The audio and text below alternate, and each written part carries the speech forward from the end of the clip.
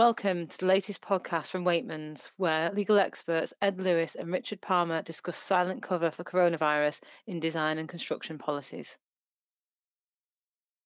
My name's Ed Lewis, and I'm Head of London Market Insurance at Waitmans. I'm delighted to be with you today, joined by my partner, Richard Palmer, a specialist in professional indemnity insurance, and in particular covers for the construction sector. We're going to be looking at some key issues that are arising for insurers in the relation to design and build construction, and how those issues are impacting on policy coverage in light of the COVID-19 restrictions. Richard, over to you. Thanks, Ed. Well, first and foremost, we hope that everyone's keeping safe and well in these very strange times. Here at Waitmans, we're all working remotely, and with that in mind, we thought we'd create a podcast discussing some key issues being faced by our professional indemnity insurer clients in light of the COVID-19 restrictions and the associated legislation that's been put in place. In the construction sector, for example, many sites are being closed down, and our main contractor clients are telling us that they're having to operate in a different way. Some are still operating the majority of their sites, but others have staff furloughed and sites closed down. Some have also had issues with their subcontractors taking differing approaches as to whether they can operate whilst observing the required social distancing. Where those issues exist, this means longer hours for those still operating, a great deal of uncertainty, and the need to resequence contract programs, to name just a few of the issues faced.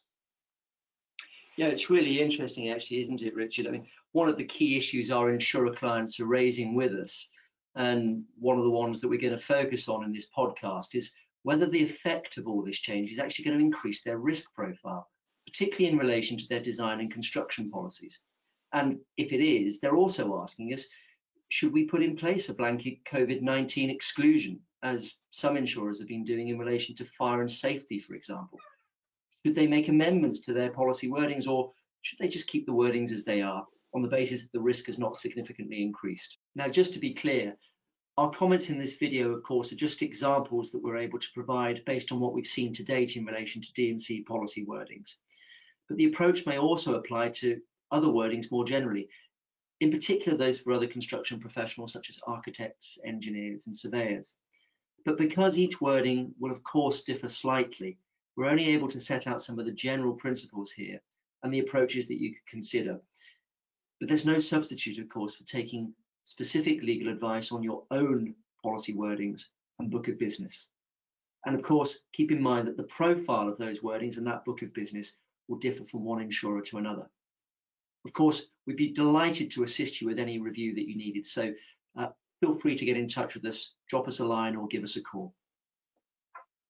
I think as a starting point, and in general terms, a wide exclusion clause, which has been specifically tailored to the specific known circumstances of COVID-19, is likely to provide more certainty for insurers than relying on a policy wording which was drafted prior to the occurrence of this unprecedented and unexpected worldwide pandemic. That said, one can never fully foresee how future claims might arise. One can't entirely rule out the possibility of a claim which is about or related to COVID-19, but somehow falls outside an exclusion of this type. We also recognise that there might be some commercial advantage to be gained for an insurer in not having such a blanket exclusion in its policies when its competitors do. And it's therefore a question of balance and degree, taking into account potential risk and reward. Yeah, I agree with all of that, Richard. Absolutely right. And don't forget, of course, there's another important factor for insurers to take into account, and that's their obligations relating to conduct risk and the fair treatment of customers. Now, whilst a wide exclusion clause may serve to operate to protect insurers against the increased risks associated with coronavirus, it may also go further than intended and exclude risks that have not strictly arisen as a result of the pandemic. A good example of this is in relation to a typical exclusion we see in D&C wordings relating to the insolvency of insureds. Insurers will need to keep a close eye out for circumstances to which such an exclusion might normally have applied, but where the recently implemented special government rules on solvency that have been introduced to try and help businesses stay afloat during the pandemic preclude reliance on exclusions of that kind. You know, for example, a contractor may now be able to delay filing accounts that would otherwise have given rise to an insolvency event, but nonetheless struggle due to, say, cash flow to fulfill its obligations on site. And this might include appropriate continuity of design or supervision of others, of course, not of the design and build contractor's own staff or subcontractors, but leading to errors and, of course, inevitable exposure. There are circumstances where a COVID-19 type exclusion would, of course, operate to protect insurers, where the current legislation changes would otherwise expose them. But on the other hand, do insurers want to exclude cover for their policyholders that would have remained solvent, other than because of the effects of coronavirus? This is where an amendment to a policy wording might produce a fairer result than a blanket exclusion would do, although the existence of a blanket exclusion would still allow insurers to exercise discretion not to rely upon it should they wish to do so. And this comes back to the point that Richard mentioned earlier, really, namely the balance between protecting insurers and there being commercial advantage in not having such an exclusion in your policies when your competitors do. I think one area where D&C insurers might become exposed is in relation to specification changes. So contractors may be forced to make changes if, for example, they experience difficulties with sourcing materials or products from their preferred suppliers as a result of the current restrictions. If contractors are forced to make specification changes due to issues with suppliers and those materials don't then comply with contractual or statutory requirements, including the building regs, then such a claim would potentially fall for cover. This would, of course, be subject to an exclusion, which is common to most D&C policies, where an insured has agreed to a contractual duty which is more onerous than any duty otherwise implied by common law or statute. So that exclusion would potentially operate, for example, where an insured has agreed to fitness for purpose or other strict liability obligations. It's also possible that coronavirus-driven specification changes by an employer might trigger a failure to warn exposure for your insureds. This would cover a scenario where the client on a project, as opposed to the insured or any of its specialist designers, consultants or subcontractors, has been forced to change a design or specification due to coronavirus-related supply issues of its own, and the insured then fails to warn the client of any inadequacy or deficiency that might arise as a consequence of that change. Now, as we know, contractors are not expected to be experts in every material or construction technique used, but we see a wide range of scenarios where failure to warn type allegations are made. These range from the very obvious errors to those which would only be apparent to a specialist. But that leaves a lot of grey areas in the wide spectrum in between, and as we know, it can be very expensive to defend allegations of this type, even if one is ultimately proved not to be liable. Yeah, you know, there's another common scenario where potential coronavirus-related exposure might be caught by the insuring clause that you find typically in a D&C policy. And that's where an insurer is covering policyholders who are acting as construction managers, you know, contractors who are effectively managing trade contractors on behalf of the employer or operating in some kind of consultancy role where they specifically have them added to the policy schedule. You may, however, consider that where you do not cover supervision of own work or own subcontractors, this will provide some further protection. It's important to note, though, that this exclusion won't apply to construction managers specially engaged to oversee and manage trade contractors retained by the employer, nor is it going to apply to an insured design and build contractor with responsibility for employers' persons on site, which is an obligation typical of many of the standard forms of building contract. There's clearly a risk of program disruption too, disruption due to sickness of site labour or materials being either delivered late to site or not at all due to wider supply chain problems. Whilst an insured with management or programming responsibility for contractors and consultants on behalf of an employer might have good grounds to extend or, say, resequence either works packages or the overall project program due to coronavirus causes outside of their control, it's still going to be important to do so with the skill and care appropriate to avoid excessive extensions or unnecessary expenditure. You know, the challenge in this really shouldn't be underestimated. The dynamic is rapidly changing in the UK, and there are so many variables. And I think the best advice, therefore, has to be meticulous record keeping is essential in order to evidence all decisions for all insured with any such responsibilities. I think there's one further concern as well that needs to be noted for insured with responsibility for site management or supervision of others, and that's in the context of health and safety, and in particular, the distancing of site workers to avoid the risk of infection. This arises obviously from the government's advice being that all those who can't work from home may attend their place of work, but they must keep a minimum distance of 2 meters from all co-workers at all times. Insureds with site management and supervisory responsibility, therefore, they're going to have to put in place a regime which complies with that advice. But not only that, they're then going to have to rigorously monitor its compliance by all persons, contractors, subcontractors working on site.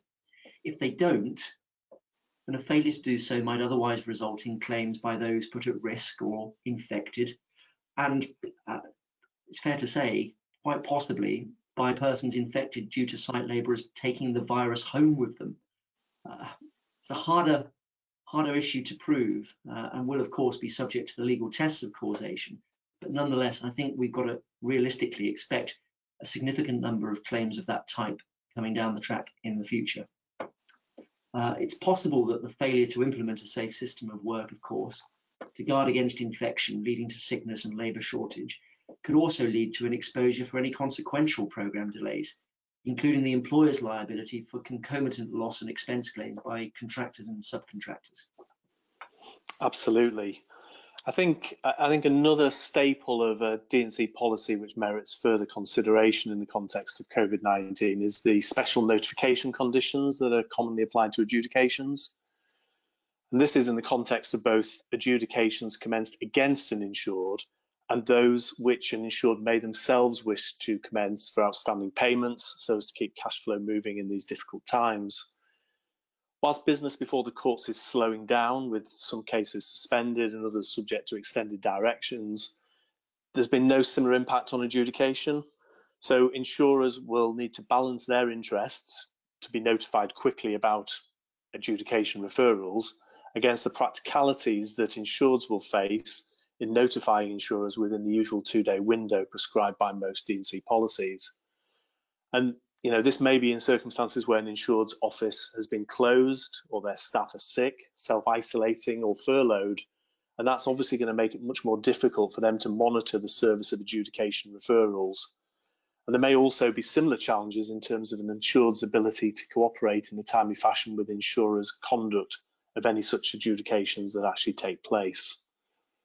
So whilst referring parties looking to take advantage of the pandemic to catch out their opponents may be few in number, there's always going to be exceptions, even in a time of national crisis.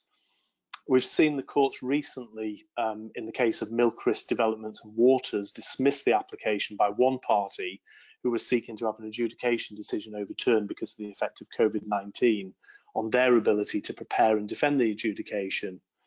Now, this is always going to be a question of degree and will depend upon the particular circumstances, but it's one to bear in mind and keep an eye on. I have to say that our colleagues at Wakeman's, Chris Doran and Paul Lowe, have recently posted an excellent article on this subject and the Milchrist decision, so it's worth having a look at that as well. Yeah, absolutely. It's a great article, and I think that whilst potentially things are slowing down as far as proceedings before the courts are concerned, there's no question that activity on adjudication is as buoyant as ever, and if anything is ramping up. I think it's also important to consider mitigation of loss. These provisions in a D&C policy are fairly typical, but they deserve close consideration in light of the current crisis. Now, an insured's ability to cure any prospective greater losses arising from defects in design or specification mid-construction may be impeded by restrictions on working or even site closure due to coronavirus. Any incomplete remedial action risks deterioration or possible exacerbation, especially if site closure were forced suddenly, and even more so if that meant opened up works might be left exposed. Insurers will also need to be alert to the potential for inflated mitigation cost claims, and for those sums attributable to coronavirus, distinct from those reasonably arising from the policyholder's default, need to be excised from the total indemnity payable, of course. Insurers, sadly, are also going to have to be alert to the potential for fraud in mitigation of loss claims under D&C cover.